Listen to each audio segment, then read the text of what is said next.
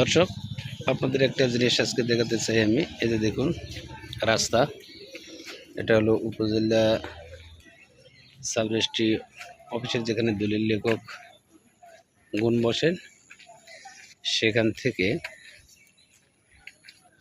ভূমি অফিস পর্যন্ত আসলে রাস্তাগুলো নষ্ট হয় অতি তাড়াতাড়ি। কেন? কাজ করা 2-1 বছরের মধ্যেই রাস্তাগুলো নষ্ট হয়ে যায়। আমার যেটা ধারণা সেটা হলো পানি নিষ্কাশনের ব্যবস্থা না থাকার কারণে এই রাস্তাগুলো বেশিরভাগ অতি তাড়াতাড়ি নষ্ট হয়ে যায়। এই যে ট্রেনটির মোড়, আজকে এখানে বৃষ্টি নেই, কিন্তু বৃষ্টির পানি যখন যেটা ট্রেনটি রেল ট্রেনটির মোড়, এখানে বৃষ্টি হলেই অজস্র পানি যেতে থাকে। আসলে পানি নিষ্কাশনের কোনো ব্যবস্থা নেই। এই দেখেন, আরেকটু সামনে যাই, দেখুন ওই সাইডটা উঁচু, পানি নিষ্কাশন হওয়ার কোনো ব্যবস্থা নেই। আবার যে ট্রেনটির এটা প্যাঁচির, ওই সাইডটা উঁচু, আবার ওই সাইডটা উঁচু, এখানে নিচু।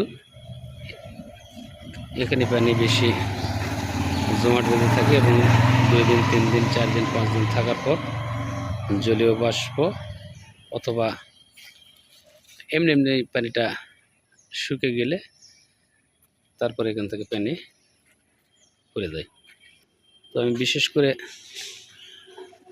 প্রশাসন বা ঊর্ধ্বতন কর্তৃপক্ষের দৃষ্টি আকর্ষণ করছি যে এই রাস্তার পাশ দিয়ে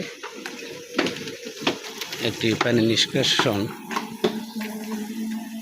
হওয়ার জন্য ছোটোখাটো আকারে হলো একটি ড্রেন প্রয়োজন।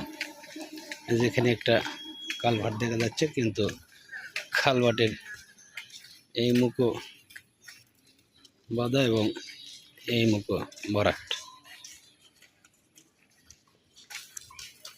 এই তো অবস্থা।